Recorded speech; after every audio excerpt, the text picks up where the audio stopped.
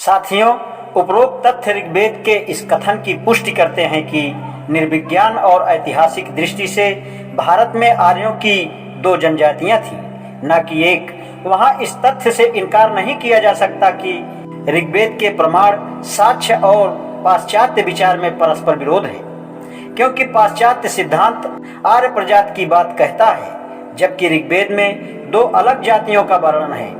इस प्रकार पाश्चात्य सिद्धांत का ऋग्वेद से इस गहन विषय पर विभेद है। इनके विचार को स्वीकार नहीं किया जा सकता।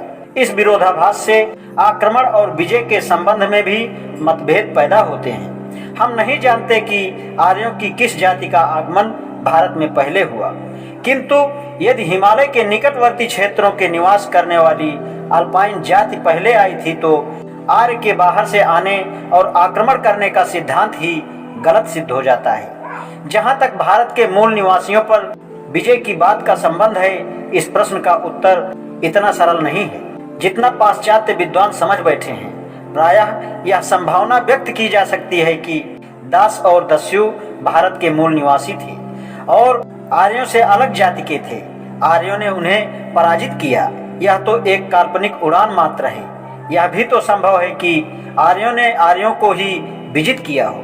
अतः इस संदर्भ में किस आर्य जाति के दास और दस्यु जाति पर विजय प्राप्त की, उसका अनुसंधान जरूरी है। जैसा कि स्पष्ट है, यह निष्कर्ष पश्चिमी लेखकों के सिद्धांत तथ्यों के अपर्याप्त अन्वेषण से उतावली में निकाले गए निष्कर्ष पर आधारित है। प्राचीन आर्यों की अनुमानित मान्यताओं एवं उनके तथाकथित वंशज भारतीय जर्मन जातियों की मान्यताओं के आधारों में समानता एक रूपता के पहले स्थापित विचार के आधार पर इसको सही मान लिया गया है। यह सिद्धांत केवल कुछ सुनी सुनाई बातों को अंतिम साक्ष्य मानकर निर्धारित किया गया है। वास्तव में गंभीर चिंतकों, शोधकर्ताओं के लिए अप्रमाणित आधार पर प्रतिपादित यह पाश्चात्य सिद्धांत दीर्घकाल तक मान्य रहा है।